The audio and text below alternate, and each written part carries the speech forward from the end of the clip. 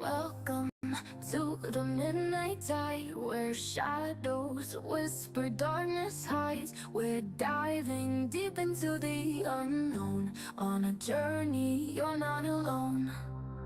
From haunted halls to specters lost, we'll guide you through the eerie frost, with tales that chill and spirits roam. A freaking awesome paranormal show. Ghostly whispers, ancient tomes, mysteries in haunted homes. Brace yourselves, it's time to go. The freaking awesome paranormal show.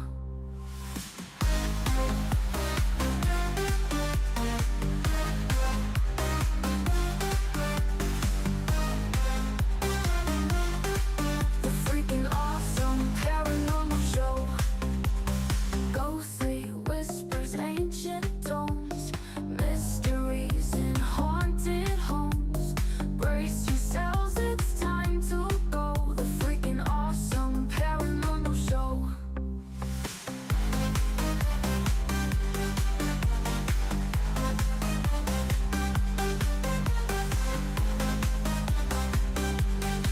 The freaking awesome paranormal show. Welcome to the midnight tide, where shadows whisper, darkness hides. We're diving deep into the unknown, on a journey you're not alone. From haunted halls to specters lost, we'll guide you through the eerie frost, with tales that chill and spirits roam. The freaking awesome paranormal show. Ghostly whispers, ancient tomes, mysteries in haunted homes. Brace yourselves, it's time to go. The freaking awesome paranormal show.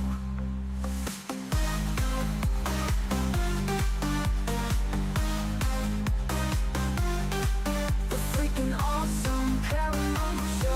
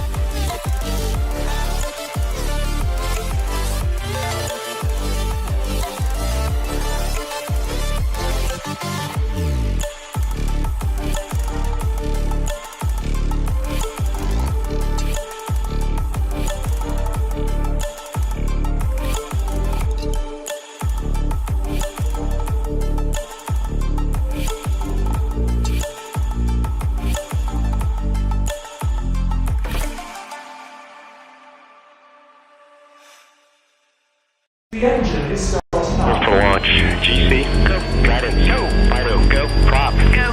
GNC, go. Max, go. Eagle, go. Ecom, go. Pending final steps to cabin link check. 2, 1.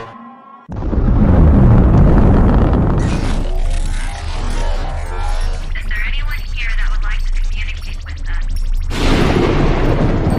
Can you give us a sign?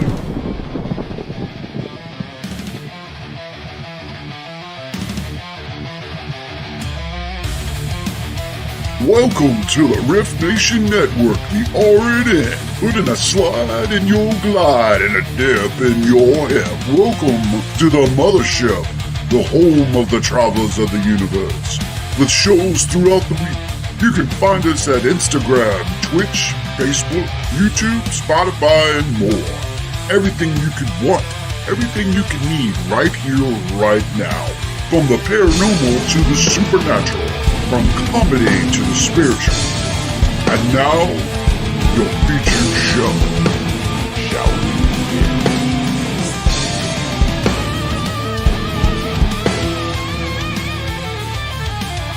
It's showtime, folks! Podcast may contain material that some listeners may find sensitive, offensive, or disturbing.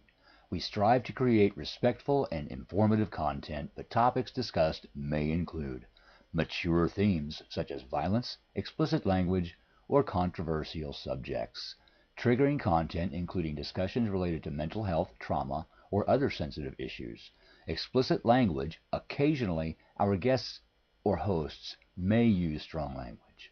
While we aim to handle these topics with care and empathy, we encourage listeners to exercise discretion. If you find any content distressing, consider skipping or seeking support. Remember that this podcast is not a substitute for professional advice.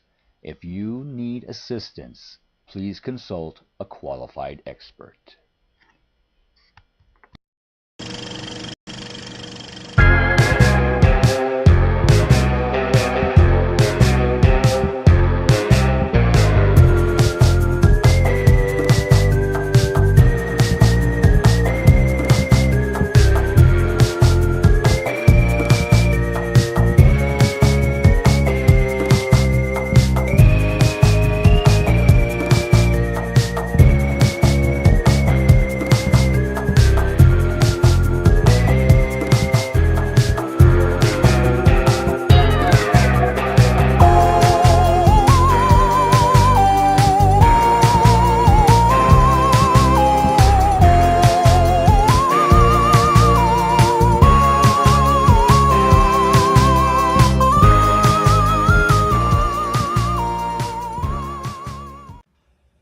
What is up, all you freaks out there? This is Ryan.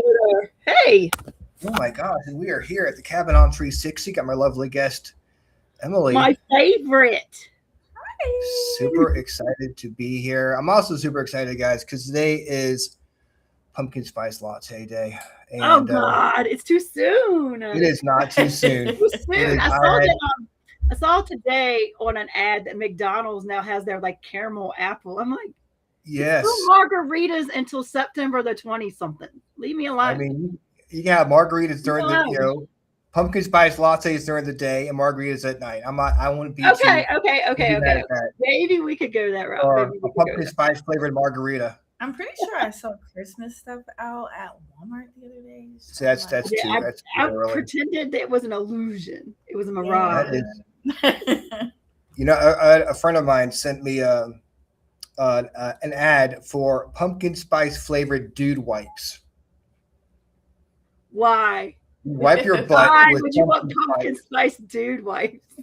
I mean, that's taking a little bit too far down the pumpkin spice rabbit hole. Gosh, that's I guess. Is that it? So you never lose the essence of pumpkin even once it leaves. You see, yeah, Rosetta, right? Never to say for pumpkin spice. At least I'm not wiping my butt with pumpkin spice. I mean, I draw the line at the dude wipes. I mean, are they gonna have pine scented dude wipes at Christmas time? I mean, come on. Oh, there's probably gonna be like, what is like the smells for like apple pie and Apple pie, yeah. Christmas Well, I have tree, a question. peppermint. Does it linger? Like, do I smell it through your bed? That's right. What does that smell? Do you fart? When you fart, does it smell like I smell pumpkin spice. pumpkin spice latte? That would just ruin pumpkin spice for me. I don't want to be smelling Oh my pumpkin spice. God. That's just gross. That's gross. I can't. Although I will say that the wonderfulness of pumpkin spice latte day was dampened by the passing of the great Dolly Parton. Can you believe that? So crazy. That I think she said that the doctor had said something about her not traveling and she was dehydrated earlier the week. But yeah, I mean, she was 80 years old, like she was like a spring chicken or whatever, but still. But really now, 80 is not old. No, it's not. Especially, she seemed to be in really good health, but I know there had been some canceled shows and some other stuff, so I felt like there was something underlying going on they just weren't really talking about. No, I guess she tries to keep her health private. Private life private, right? As she should. Yeah. As she and should. she was pretty, for being in the public eye for, how much she really did keep her family life private for the most part. Very private. Very private. I think a lot of people respected her enough to not try to pry either. Right. But yeah, it's also, guys, it's a banana split day. And I haven't had a good banana split in a long time. I haven't either. And I've been wanting one. I don't think I've ever had one. She never had a banana split. You've never had one? I don't think Girl, next time we go to Horns, you got to get one. Oh my God. Okay. We used to get them at Friendly's all the time back in the day. I was like, oh, banana and ice cream? It's healthy. Here we go. There it is. Yeah. Yeah. It's like drinking a Diet Coke with your fried chicken. Or your Big Mac. Yeah, exactly. Don't worry. I got my supersized Big Mac, but I got the Coke Zero, so I'm good. Yeah, Ronnie said she died of heartbreak. I thought that too, Ronnie. When I heard it today, I was like, that's one of those situations where you don't go far after your spouse. I kind of thought that too. How long did her husband pass away? A year or less, I think. Oh wow! So maybe 2. I don't know. Time goes by so fast, but it wasn't that long ago. She put on a good face, that's for sure. I mean, I don't think anyone even noticed anything was wrong. Yep. Well, since you're there, and we're here, you can read the cards for us tonight. I can. And I wanted to be there, but something happened, and it really wasn't a good idea for me to leave my house. So, we miss you, though. Yeah, we do miss you. I'll explain it later. All right, what do we got? Horizon. I don't think we've gotten this one before. Going the distance, what lies ahead. So the horizon. Let's see what happens. The next one is turquoise. Ooh, I haven't gotten this one before either. Turquoise. Bridging the heavy heavens and earth. Okay. Let's get one more. One more clarifier. Why not? Ooh, fortune teller. Ooh, there we go. Seeking guidance, invocation.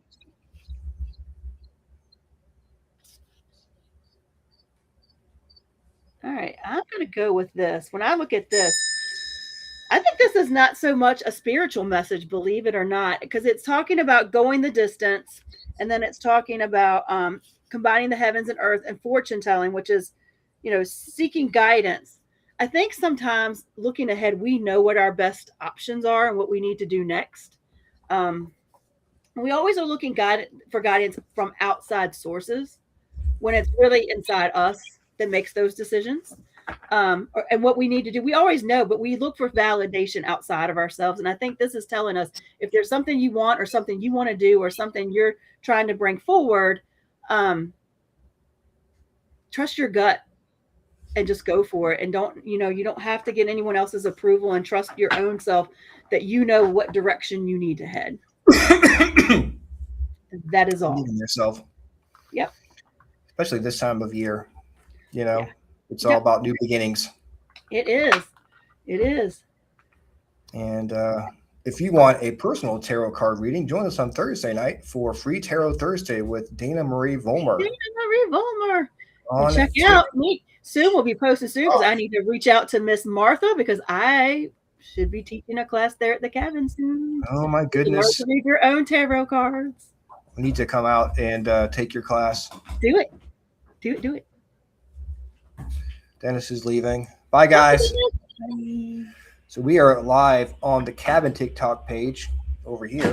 And we're up here on the Freakin Awesome Paranormal Show TikTok page over here. So if you see me looking up, that's because I have the That's cool. phone on a giant tripod. That's So I'm cool. looking up at the chat here. So hello everyone in TikToks, both TikToks. Hello, and hello everyone in chat. Welcome. Thank you so much for joining us. Lois is here, Rosetta's here, and whoever else joins us tonight. Welcome to the show. Welcome. So yeah, the cabin. Emily, Hi. Lois, I'm Ronnie. good. How are you? man. So I kind of want to get started here, and Okay. I really want to know, how did you get into the paranormal? Well, it honestly started with Rhonda. Oh, there you go. Way back when. Way back when. Yeah, I think it was like, what, 7 years ago now? It's been a long time. It's been a It's really been a long long time. time. My mom sent me this like Facebook link to FPRI's Mhm. investigation at Belle Grove. So I did it, met Rhonda, John, Shonda, Mike, and all of them, and definitely like fell in love with the paranormal. Found a lot of answers that I was looking for with like where I was going in life, where I needed to go in life. And I think that they definitely opened my eyes to like the different side of things when it came to that. I So- give her credit. She's young though, but she hung Yeah. out every time till 5 or 6 in the morning. She might have dozed off on the floor once or twice. We had to wake her up, but she hung in there with us. She's a trooper, huh? She is. She is. So when you say you were looking like the answers, like what kind of questions, what kind of like guidance did it help you achieve? I think like especially my grandmother died when I Mhm. was really young, so like she was my best friend. I think it kind of helped along with those lines of knowing that us passing away isn't the end. Like I can still connect with her if I wanted to. I just have to open those pathways up and be able to guide myself into that process. So it definitely helped with not being angry anymore. Yeah, like once you realize that it's not really the end, I mean, it can definitely opens up a whole new like world for you. Have you ever tried to contact her? Yeah, so I've had I think around 4 different mediums say that she follows me around. She's with me all the time. So I do hear from her now and then with those things, and so it definitely feels a lot better knowing that she does follow me. She's made of strong cloth. Like, what is string cloth? She's made of strong cloth. Yeah, Lois is my cousin. Oh wow, Yeah. little family affair. Wow, that's cool. So you go to Belle Grove, and what was your like the piece of evidence you captured? I mean, were you into the paranormal before at all, or was it like something I'm just going to go and see what happens? Yes and no. Like, so as a kid, my grandparents' home was built during the Civil War time. So an LP had passed away in that house. So I'd always seen like glimpses of her. I have physically seen her face in a window. Scared the living crap out of me. Are you a scaredy cat? Ronnie says you're a scaredy cat. Okay. Ronnie said I didn't say that. I think she's done great. Ronnie said that. Okay. Ronnie, she's made big eyes at me a couple times. Like, story. We were in St. Albans for that, and he's the one who made the noise. So it was a human I was scared of, not a spirit. I mean, St. Albans is already scary enough as it is. Yes, it was. Sorry, what were you saying? Oh, you're just talking about like what was it like the? So like always seeing that. I definitely like as a kid, I do remember like not liking the upstairs portion of my grandparents' house, so I would never really venture up there. So I definitely had feelings, different things. I think as I grew up, they kind of diminished as I like got into personal different things, problems. Yeah, it kind of goes to the back of your mind. Yeah, like it wasn't something that I fully engulfed myself in at the moment. So I think I just pushed it all back. I think I wonder if like talking about going into upstairs in your grandparents' house. I've always felt weird going upstairs in my grandparents' house, like, but I always pushed it away, kind of like, oh, it's just your imagination. Like even in my head, it wasn't. But I always had a feeling about going upstairs, and I wonder if like we rely too much on it being imagination and not being like, oh, you're actually feeling your something. body's telling you there's something going on, even if it wasn't like super like scary or anything like bad or terrible, but something's off, and your body's telling you this is different. And I think as a kid too, like you're more in tune to that stuff because you don't know fully right from wrong yet. You don't know what the full ins and outs of life itself. So I think just like, you might have a wild imagination as a kid, but I think also part of that, you're more in tune because of that imagination. Yeah. I think we get kind of taught out of it, like how, or don't believe your senses. This is how it is. That's how the world works. Yeah, I think school kind of does train kids for a normal 9-to-5 job, if that makes sense. It's like, okay, you come to school at 8 a.m., you get out at 3 p.m. Guess what? You do the same thing when you're an adult. Yeah. So I think, the structure that we have sometimes does pull kids as we get older out of that if they do see things as kids. Well, they want to create a workforce. That's all I care about. I think now it's getting better as far as like spirituality and definitely. Taking care of yourself spiritually, and going to these paranormal events, and like where would you be if you hadn't gone to that one, or if your mom hadn't sent you that link, and maybe you would have found it eventually. Right. Yeah, eventually, but I don't think it would have been like 7 years ago. No. So what was your first experience where it's like, holy crap, this is actually real?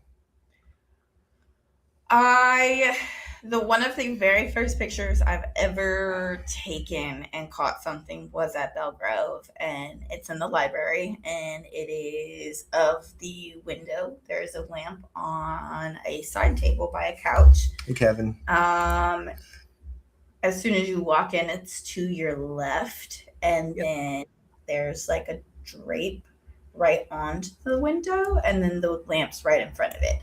If you zoom in, you can see 2 eyes, the shape of a nose, and the mouth of an entire face in that window. And I think that kind of like sent me to it, of like, okay, maybe that could be something. But then later that night, I think it was Shonda and Kim in the basement. It was Shonda or Rhonda, or Shonda and Kim in the basement. And we were talking to Nathan, and he was setting off the flashlights, and there was 2 of them. And I think that really sent me of like, oh my God, like those are like just normal flashlights. Yeah. Like, what is this mystery? What is this? I don't know how, but we always got good activity when Emily was there. They like Emily. They like the redhead. Well, the energy she brings to it, because she's just Emily, no matter who's around. So I think it was a lot of that, because I remember one of our experiences, you were in the basement with me with one of my favorite experiences, where I literally told them like down the line, like that piece, like that piece, like that piece, like that piece, and like that piece, and we will leave. And it went bam, bam, bam. I mean, all the way like around the whole room. And we were like, okay, we're done. We've had some crazy experiences in that basement. And you have to realize. Go ahead. The caretaker's house, like, I think in that house, out of like the group that I think it was, I don't even remember who was there. I knew John was there. The caretaker only liked me, didn't like anybody else. Only responded to me. Like the redheads, like I said, you know. And I will say, I'll give this Emily this other little. So y'all want to go investigate with Emily at the cabin. But she was one of the first ones. Like, a lot of times when we do groups, people are scared of some of the things that we do. And I'm not talking about equipment. I'm not talking asking questions. When we want to do a human pendulum or table tipping or something like that, girl, Emily was like, me, I do it. Straight up every time. Up in the attic, I shoved myself into that little like corridor room, like way in the back of. I mean, you sound like someone. If you're gonna go, you're not going to like just dip your toe in the water. No, you're gonna get a head start and do a cannonball into the pool. Yeah, that's just I'm gonna go all in. That's pretty much me. It's you're gonna be in good hands. Yep, nothing's gonna happen to you. Yeah, no. And just they have a Bible on, some holy water. Right, like everything's on standby. And if exactly. So it'd be fine. Right, that's right. They have a priest on call. But so you were at Belgrove. Yes. How did you get hooked up with the cabin on 360? We were at Belgrove, actually, sitting in the library again, and there were other people. At the time, the cabin was closed. Like, nobody was here doing investigations at all, and we were all like pretty much sitting. A group of us were sitting in the library.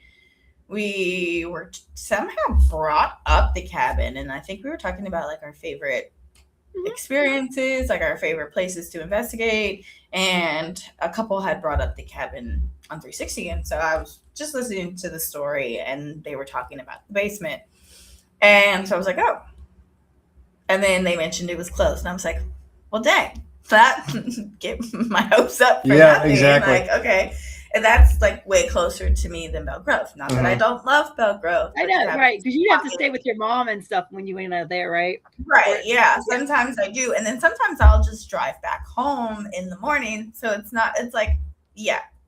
You know the drive, Rhonda. It's a long drive.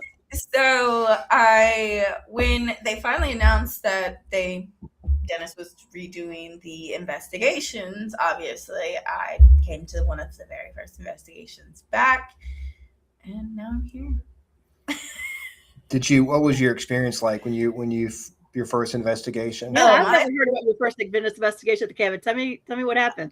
My first investigation here was pretty crazy. I don't remember a whole lot other than this one point, Dennis running back to the backwoods, because my group, 3 people in my group, along with another group, all saw like a full figure, like not see-through, same color as you and I, just full on human. It was like the same color as me, like white, gingerly, freckly, like it was a human. And it scared the bejesus out of me. I was literally like, okay, I think I'm ready to go back up to the front. And I think at the time, Gene was my lead, like the guide or whatever, and he was whistling. And a part of my family is from the Appalachian Mountains. I don't do whistling. Yeah, don't whistle. Don't whistle. Nope. Do not whistle around me. It freaks me out. I'm not into skinwalkers or anything like that. And so we genuinely, like 3 of us that saw it, freaked out. We called Dennis and like all come up to the front, and he just takes off in his truck, gun pulled, everything, comes back and's like, yeah, there's nobody back there. And I'm like, oh, okay. Was it a male or was it? It was a male. Like yeah, okay. It was a male. It wasn't like you seen your doppelganger. No, it wasn't like I'm seeing myself. Yeah. But it was definitely a white male. It was definitely like as white as me. John Sullivan's in the house. Hi, John. Coming to support our friend who started with us. Yes, we're doing a double Belgrove's Cabin on 360 page. Actually, guys, if you are not busy this weekend, head on to Belgrove and hang out with the Wraith Chasers. They're going to be out there all weekend. With Dawn and Sindri will be out there. Nights. And then they'll be back up here at the cabin at the beginning of October. So you can do a double investigation. Belgrove in August and the cabin in October. Whoop, whoop. Let's do it. I mean, there are a lot of people who see weird shit in the woods. Oh yeah, the woods. You know? Yeah. I think genuinely being alone in the rancher scares me, but being alone in the woods at night terrifies me. It's freaky in the woods. It is so freaky. Martha has left me in the woods alone and has genuinely like scared the living daylights out of me, and I'm like I'm legit on live and there are people like hearing me freak out because I can hear footsteps all around me just approaching me, and the footsteps in the woods is intense, and you're just that feeling of being watched, and you're not watched by one person, you're watched by and it's like all around you. It's like it feels almost like it's enclosing in on you. It's not. Then you just like start getting very like breathing very heavily, and you just almost have a mini panic attack. I think I think it gets more scary at dusk, like when the sun's going down, like right when it's getting right to get dark. Because when I go in the woods at night in the dark, I'm prepared for it. So I'm like, Martha did not leave you. She went to get equipment out. Okay, see. Oh yeah. Okay. All right, yeah. Okay. There we go. All right. Now the truth comes out. Okay. That's right. She was like, I'll be right back. But Martha also, like, at the same time that I'm having that same experience in the woods, Martha was having her own experience and having knocks and bangs happen in the rancher, like, right next to her head. See, that would scare me. I would. That would be intimidating if you're by yourself. I get scared coming into the cabin at night. Like, when the lights are off, it freaks me out. No, I actually no. Okay, so the cabin doesn't freak me out. I think I feel a lot safer and more at home in the cabin itself. When I walk over to the rancher, all eyes are on me, no matter if I can see the eyes or not. I feel everything in that house specifically. Even with the lights on, I'm freaking out, almost internally freaking out. Yeah, I mean, I'll take my camera and I'll take my phone. If I go over there by myself, I always have my phone on and the light, and I'm concentrating on the phone, so I don't really think about it too much. I'm like, well, if I get something, at least I'll have something cool. Yeah. But God forbid something like a face or something pops up on that camera. I think I would sacrifice my phone and run away and never come back into Can you that imagine house. if you walked up the front ramp, looked in the window, there's somebody looking back at you? No. Holy crap. I would seriously myself. I would do more than that. I would freak the fuck out. The rancher does creep me out too, Ronnie. Yeah. It's so active though. Like I think that's the crazy thing is it gives you a different type of adrenaline when you're with a group of people. But when you're by yourself, it's almost like fight or flight mode. Like you're like, get me out of here. You feel on edge. I will say that, yeah. You have to challenge yourself. Rancher is creepy AF. Yeah. That's the thing. It's just a house. It is. It's just a house. This is just a cabin. Haunted house. Yeah, but exactly. You feel, it's active or haunted because the way you feel when you walk in, right? It doesn't feel like just normal. It does not feel.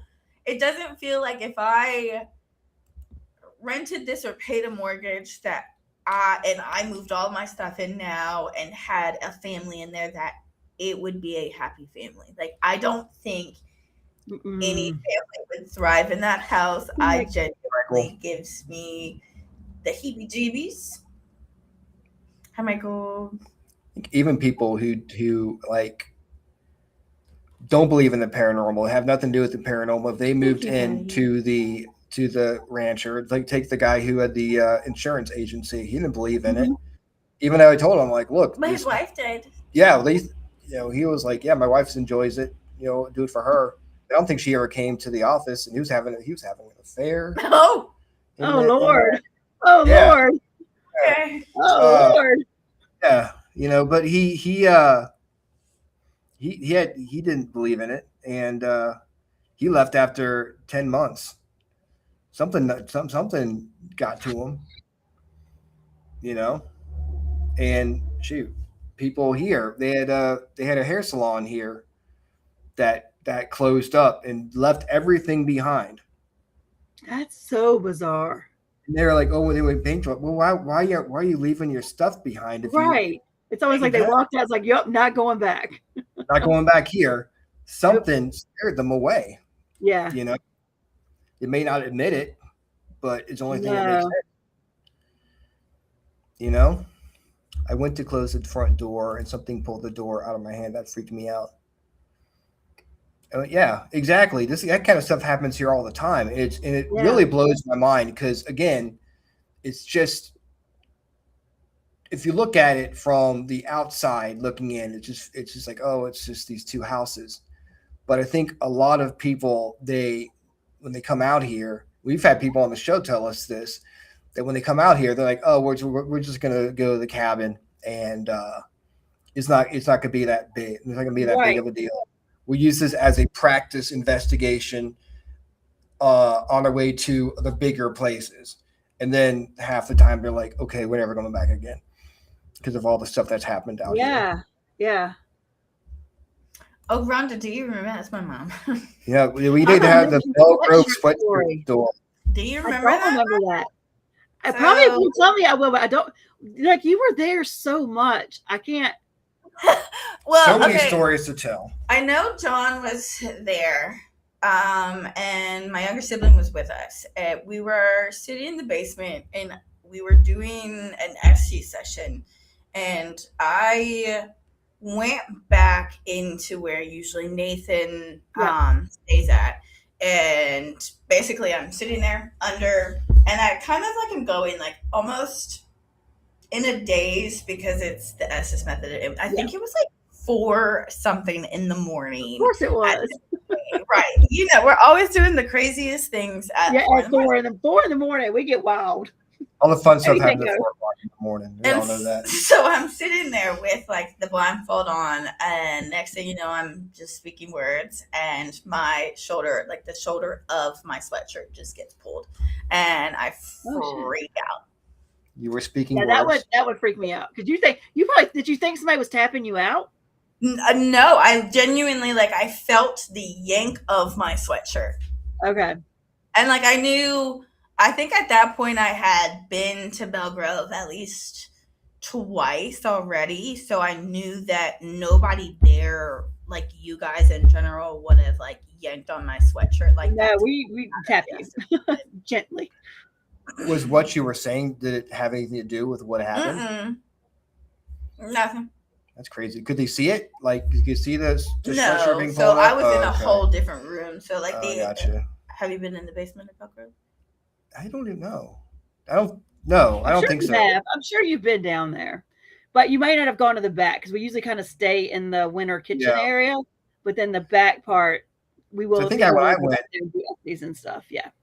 You guys were in the basement. I remember being I was with you, Eugene, we were in the library and the kitchen. Yeah. I would think y'all would have went to the basement. I would have thought. I don't think I made it down to the basement. Made it to the basement.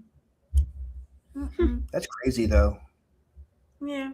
Yeah, I always have a hard time with the Estes method because I always like half the time I'm thinking too much. Was that a word? If I do it Right. really late, I start to zone out and like almost fall. I think that's where you have to get is to that zone out part because I struggled with Estes for a while, and I would say in the last year I've gotten better at it where things that come through make sense, but I really do feel like I almost get into a meditative state. Mm-hmm. I'm going to say hi to everyone in the TikTok chats. Hello. And hello to everyone in TikTok. Hello. Ghostwriter House is in the TikTok. Ghostwriter House, hey. Go check out his TikToks because they're fun. Yeah, he's a lot of fun. So how did you get hooked up as far as, becoming a volunteer out here? How'd you get roped into doing that? I literally just bought my ticket to an investigation. I can't really remember if it was one of the Toys for Tots or one of the it was one of the charity events. I do know, I specifically know it was one of the charity events. I came out, obviously bought my ticket, came and investigated, did my thing. Dennis literally pulls me to the side and just asks, hey, how would you feel about volunteering? I was like, absolutely, I'm down. That sounds like the best thing ever happened. Did he know that you were really into the paranormal? I would assume so, just because of I had been out to the cabin, I think at least 3 or 4 times at this point, where it was just like back-to-back investigations and they just kept seeing me. So I think once Dennis saw that I was actually into the paranormal and into sticking around and coming to investigations at the cabin, he actually decided to pull me in, and now I'm here 2 years later. Talk about what Dennis has done for this place and what this place means to him. Dennis has honestly done so much. Well, not only for me, but for the cabin itself. He not only breaks his back day in and day out to ensure that this place stays open and stays into the public and not getting developed and becoming a car wash or a vape shop or storage, a softball training grounds. That made no sense. It did not. It absolutely makes no sense to put a softball training field right here. But he definitely cherishes everything that has happened and the history that has taken place on this land, whether it's from the Native Americans to the Revolutionary War to the Civil War to Melissa Elliott's tragedy over next door to even the small little businesses that have taken place and the small little stories that nobody would ever actually take the time to sit down and want to hear. He is attempting to make sure that all of the pieces of this puzzle from this land gather into one cohesive puzzle and fit together so it can be shared and saved along with, again, the tragedy that happened next door. Like, we've come in and built a memorial garden so we can ensure that she's not only remembered but cherished for what she went through. And let's talk about all the work you put into that too. You made it good. You and Martha made it gorgeous. I spent days and nights after my own job putting blood, sweat, and tears into that butterfly. Okay. You and Martha were amazing. In your own words, what is about this place for you that makes you want to put that much work into it? The people. I think we've really, over the past 2 years, we've all really become super close and become almost like a family. I love Dennis like another father to me. Like he definitely leads me and is definitely helpful on the spiritual side of things, where it's gaining and pushing myself to those bounds of being a better, I wouldn't say medium because I wouldn't consider myself a medium, but like being able to use the certain gifts that people say that I have and try to amplify those. He definitely gives me a lot of great advice when it comes to life in general, He's always there, a shoulder to cry on. Martha, she's really great. She has become definitely somebody I lean on. I just think the people in general, I think we're all really great people when it comes to understanding communication and our personality clashes. Like, I think we all get along very well. Yeah, I mean, I've noticed that a lot, that the cabin volunteers, and I'd love to be out here more often. I do what I can to get the word out about this place, but having kids is hard. It is hard. Yeah, and it's this. But talking about the people, ever since we started doing this, our first investigations out here, people come and they always come back. They always come back to the cabin. And they wouldn't be spending their money if nothing happened. If it wasn't actually an active location. People coming from all over the country coming here more than once to investigate. There isn't much here as far as like things to do. Right. I mean, we have no Gettysburg, man. But like Mechanicsville, not specifically. Yeah, but there's things around if they go to Richmond and things. Yeah, you have some things, but like. But if you're not gonna, you drive out here, you can do everything you're gonna do in a day. And once you're coming back, you're not coming back for the tourist stuff. You're gonna come back because of the activity. And we've had people come back here, 4, 5, 6 times. Mm-hmm. And so many people call this one of their favorite locations. It's definitely my favorite location. Obviously, I volunteer here, but not to be biased or anything. I put a lot of time and effort into this place because I love this place. Is Bow Grove a close second, just to make her feel better? Yeah, Bow Grove is obviously. No, I know that's what makes for me. I love the cabin. I love being at the cabin. I love helping you guys. Like whenever I could be a part of something at the cabin, that's why I want to teach my class there. I love the cabin. It's just home for me is Belle Grove. That's where I put my teeth. That's where I put my teeth in the paranormal. You know what I mean? Now, granted, Emily cut her teeth at Belle Grove, but I also am really proud that she landed with a great team, a great group. She's with a great group of people, and I'm glad she ended up where she ended up, and it's a perfect fit for her. Yeah, man, I love Belle Grove too. Has thrown it a couple times. Yeah, because of somebody, I might have had to buy a tipping table. That table might be broken next door. Well, I broke their table. Oh. Okay, all right. Okay, you didn't break it. That table, the first one was a little brittle. So legit, the entire table went on its side, and we're just like, all right, you have it. Hey, it tips. You flip that thing. It tips. How far is Belle Grove from the cabin? Probably an hour. Yeah. An hour.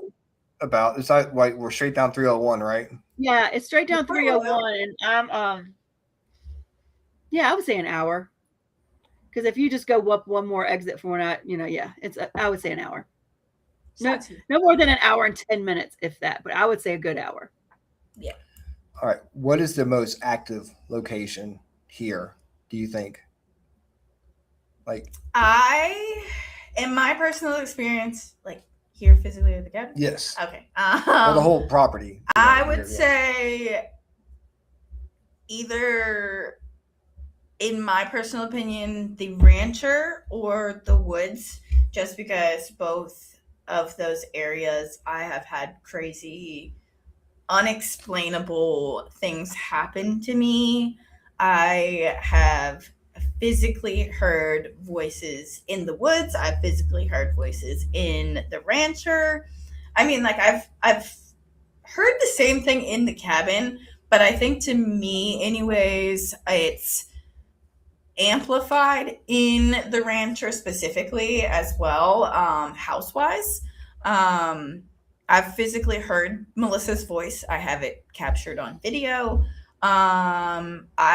If Ventura is still in here, Martha and I and his daughter were all sitting back in Randy's room just talking, normal talking, not even like investigating wise conversation, just normal conversation about how our day was going, what we did, stuff like that. And all you hear is, this was before any of the furniture was in the living room. It was just the metal chairs. You can literally hear and see a metal chair slide across the floor. Oh my gosh. And like me, it's Banturo up against that wall, Dasha sitting in a chair up against the corner, and then me, and then Martha's over here. And me and Banturo are like, what the heck? Martha's like, what was that? And we're like, Banturo, are you going to go see it? I mean, I think I might need professional help just You know, being here in general. I think I do need Dealing with dentists, you might need professional help. a lot of professional help, but that's okay. We might all need a little bit. Yeah. Just a little bit. I mean, I think you have to be a little crazy to be in this field Yeah. Exactly. and enjoy it as much as we do. Like the thing at the beginning of the show, don't come to us for professional help. Yeah. 'cause Don't come for us for this show is not Exactly. professional advice. we're all a little crazy here. So, what is your favorite room to investigate? I actually do really enjoy investigating the Pink Pearl. Yeah, you do. I was going to ask you, not just that, that was one of my questions for Emily. It's like, what is one of your favorite experiences or evidence that you've gotten in the cabin?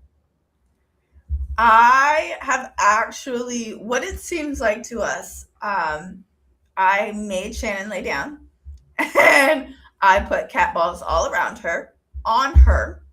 And it seemed what to us that all of like almost every cat ball, the ones including like on her butt, were going off and lighting up. Like there's ones that were like 2 feet from the one that's on her butt going off. They're all 4 or 5 were going off at the same time or simultaneously after the other. And that was pretty crazy. It was like an active massage was going on. And I was like, dang, we need to get a massage table up in here, I guess. I mean, they seem to like Shannon's butt because I was in the rancher with her. We were walking up the steps and something grabbed her ass. And I was like 4 or 5 steps down from her. And she looked at me. I'm like, hey. It was not me. It wasn't me. I swear.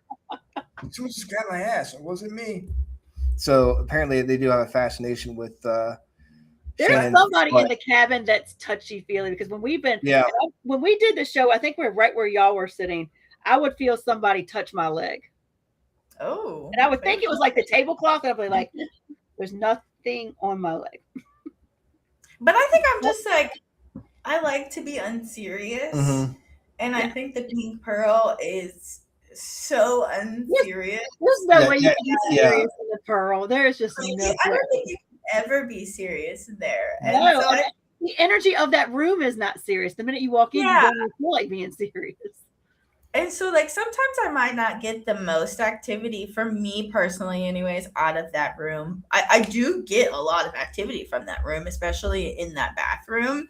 But I think just the craziness and the unhinged conversations that we have in there, or the unhinged recordings that we probably have stored away somewhere, and responses that we have that we probably can't post. And I think that would be my favorite. I got EVP saying in the butt. In the butt. In the butt. Not doing the butt, but in the butt. No, in the butt. It was like, okay. There's a girl, I got EVP of a woman saying I'm naked. Yeah. And it makes you wonder though, what is it about like the upstairs, the Pearl? Like why are the spirits there? Because nobody died. There wasn't like a bunch of people having sex and died up there. How much of an impact do you think that back in the 80s that put on to people in regards, like, I know I wasn't alive. Okay. I digress. God, you have to remind us that you weren't alive. Hey. Yeah. Back in the 80s. God damn. I was not alive. Think about it. How many places do you know that had male sex workers? I don't know. I don't keep track of that. I don't know of anything. I'm just saying that had I'm to be gonna that you don't hear about. of the time, man. If I was alive and I just came upon a salon with male sex workers, not that I would partake, okay? Don't say that I would partake. But that would be the talk of the town. Yeah. I would be so excited to learn that town gossip. I'm nosy, and that would be interesting. So, like, yeah, it would actually spread now a lot more with the social media. Back then, there wasn't that. But think about it. How much energy did that leave behind because your life was so intriguing that you were a male sex worker? But we're also interacting. It's not like we listen. It's not residual stuff. We're actually interacting with that energy. And that could have been the most interesting part of their life, that they had to go back to it and relive it over and over and over again. That's a sad state of affairs. I'm going to go back to the cabin. That place was awesome. Start massaging people again. Yeah, exactly. But but the girl, the voice I got was a girl. Most of the time I get female voices upstairs. But you also think, what if it was, again, a lady that didn't do much in her life, and this was the most exciting thing she had to come to? I mean, they must have had some good times up there. I guarantee you they did. And do you know how many things were probably up there that shouldn't have been up there? A lot. I mean, I'm can't say those words because you don't TikTok's you don't see stains with the black light on. Yeah. Yeah. Sometimes I look at what you did with the glow stick, and I'm like, oh, somebody got gross up here. Wait, no, that's Ryan's glow stick. That was my glow stick. But yeah, I mean, it makes you wonder. It's like, oh well, I guess they must have changed the carpet. Yeah. There are no we stains. would hope. Drink stains on the floor, guys. Yeah. Just saying. So, when you spend a lot of time doing TikTok lives and stuff like that, what is the hardest part for you about getting the word out about the cabin, and what do you think that people should know about this place? I think the hardest part, at least with like TikTok lives and everything, is the restriction aspect of like what can be said and what can't be said, and having to censor words. And I think that's the hardest part, because like right there. Don't think we can answer that question there, I hope. Yeah. Where's that at? She asked if do you know what a Cleveland steamer is. Oh Lord, Which yeah. we do have an EVP from here that's like, it's like, oh yeah.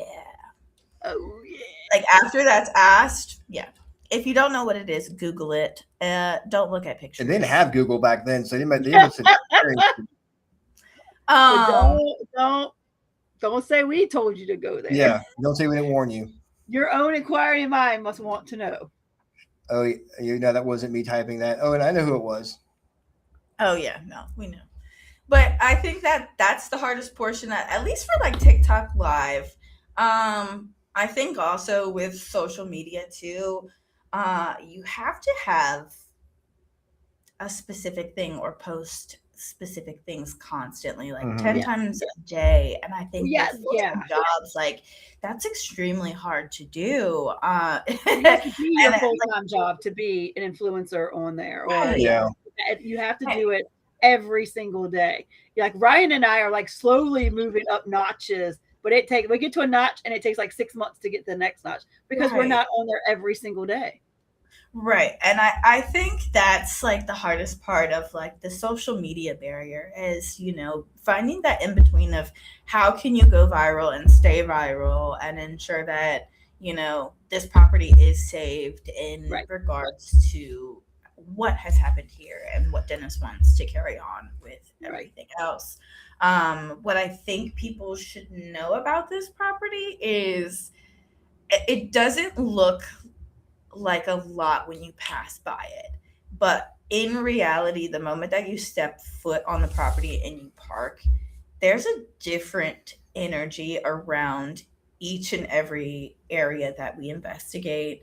I want you guys to know that we do care about this location very deeply. We wouldn't have put so much time, money, and effort into the 2 years that we have if we didn't care about it. We really want to see this battlefield saved. I know Dennis has talked about doing educational things for kids in regards to like little field trips about learning about the Battle of Bethesda Church and different points and trail markers and history lessons on it. So I think knowing that the volunteers here and Dennis himself does actually care about this property, and it's not a money grab. It's not anything about like trying to have Melissa relive what she's gone through. I think it's more of ensuring that she's respected, that the property that she stays in is saved, as well as the thousands of soldiers that we have on our property are respected, and the cabin itself is not torn down and turned into something that Hanover doesn't need in regards to things. So they've already destroyed the foundation of Bethesda Church. Might as well continue to keep the battlefield at least alive. Right. I agreed. Yeah. I mean, this place has so much as far as memories for a lot of people. This place has, made families. Mm-hmm. People have gotten married in here. And one of our volunteers, or two of our volunteers are getting married. That's awesome. Yeah, exactly. That's awesome. So it's Shannon. Yeah. But you're talking about it not being a money grab. It's far from a money grab, guys. No, not at all. It's one of the best, most reasonable places to investigate for the time and the space you get anywhere. I would say the best. Yeah, and it's like I was saying earlier. This place is three locations, two houses in haunted woods, and it's no way you can do them all in the same night. It's just there's just so much here. I mean, you can just really quickly. Yeah, you're not going to get the full experience of places. It's different every single night too. It's never repetitive energy or what's the term? Why can't I think of it right now?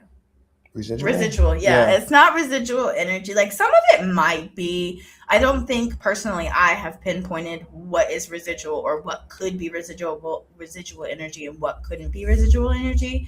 But majority of the time that I am here and I'm investigating with the other volunteers or Dennis himself, or sometimes even by myself, a lot of it's in very intelligent conversation, responses.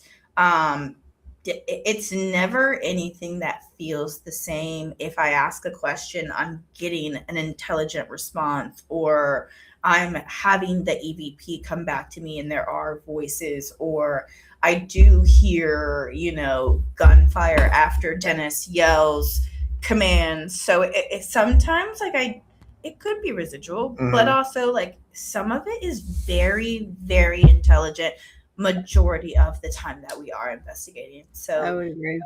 It's never repetitive for me. It different things. I can have the same conversation in a different way, or like ask the same questions differently that I have asked before, and have a whole up-leading conversation that's entirely different from the same conversation that we just had the night before.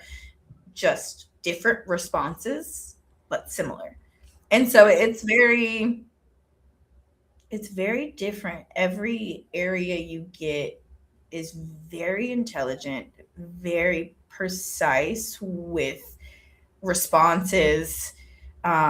You might get the random things here and there, like of just random words coming through, but or gunshots. That's probably a residual. Yeah, the gunshots, the cannon fire, stuff like that might be residual. But a lot of the words that we do get on EVP or we do hear with our own ears is very intelligent, very responsive, does seem to line up with what we are asking or trying to figure out. And there's no way to know how many spirits are actually here. Oh yeah, because sometimes you get a different voice every time.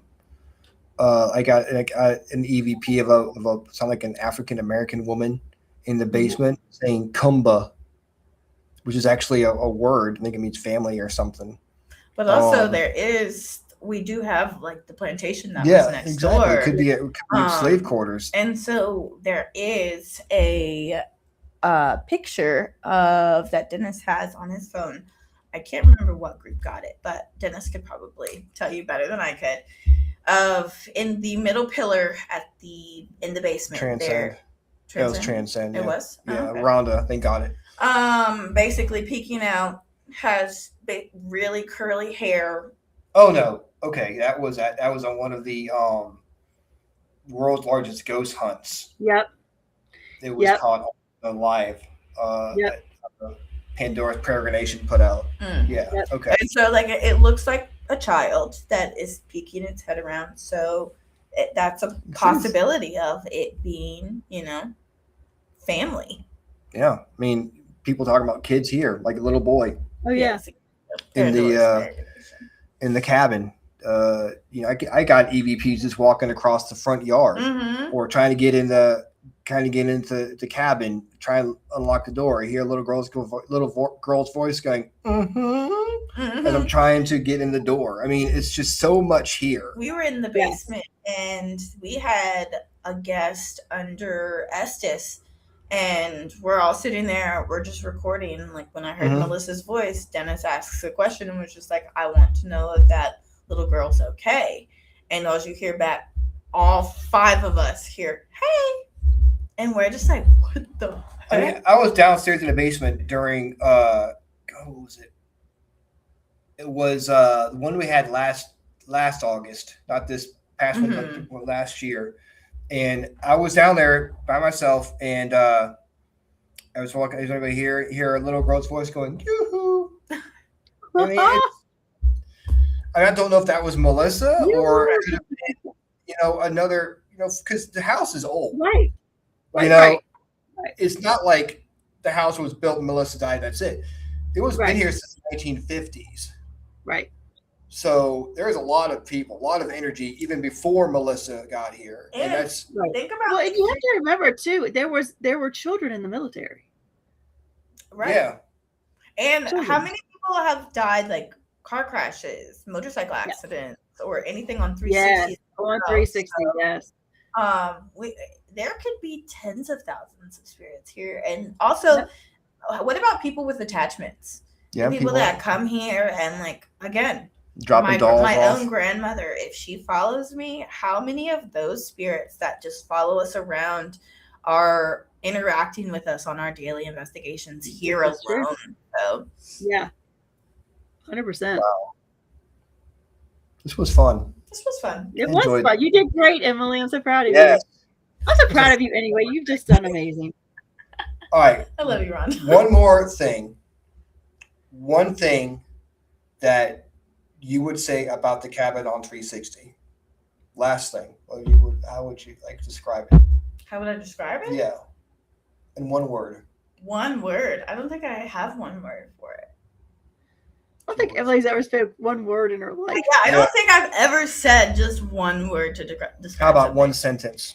Okay, one sentence. One paragraph. The most one amazing book. Place I've ever investigated. There you go. There's your sentence. Would you put it up there, top 10? Yeah, I'd say. And and also keep in mind, I've been to Trans-Allegheny. I've been to the Blue Ball Inn. I've been to St. Albans. I've been to Gettysburg. I've been to Belgrove, obviously, quite a few places. Trans-Allegheny being one of the biggest ones. So I would say the cabin on 360 is one of the top most active places I have physically been. Actually, I think I have more evidence from one night at this place than I probably could get at any other place you took me to. Because I've seen alone, we have a motion light in the stairwell of the basement over in the rancher, and I've seen that alone go off 6 times in one night. I don't think I've ever seen a motion light go off at another location. I know it went off that many times. When I walked into the cab when the rancher dropping off the Christmas decorations, and when it came on by itself, I remember yelling hello, and then you hear a voice come back, hello. Yeah. So I think I have had very quiet nights at some places, and that's normal. I've had quiet nights here. Yeah. But I think even in my quiet nights personally, I think this will always be one of my favorite places to investigate because 1, I'm getting different things every time.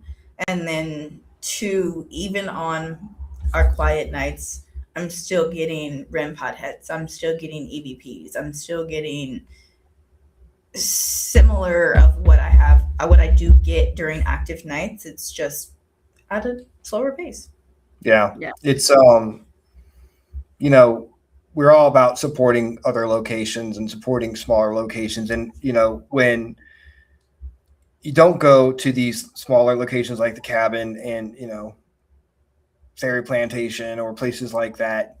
We have been to the Doss House too. Doss House, yeah. It'll just end up being the bigger locations if we don't support the smaller locations, guys. Correct. If you can't make it to the cabin, it is what it is. But we do want to show support for all the smaller locations out there. There was not exactly maybe the not well-known locations, and we are trying to save a battlefield here as well. It's not as far as it's the paranormal, but we're also trying to save a piece of history before it gets torn down or turned into a parking lot for a car wash. And we do have a GoFundMe set up to help save the battlefield, because this you were talking earlier about it not being a money grab. This location, it costs a lot of money, and it costs Dennis a lot of money. And if this place wasn't active, this place didn't have the history it does with the people. And it's not just paranormal stuff. It's like you said, the family togetherness you feel when you come here. He wouldn't be putting that much of his reputation, that much of the money into this location.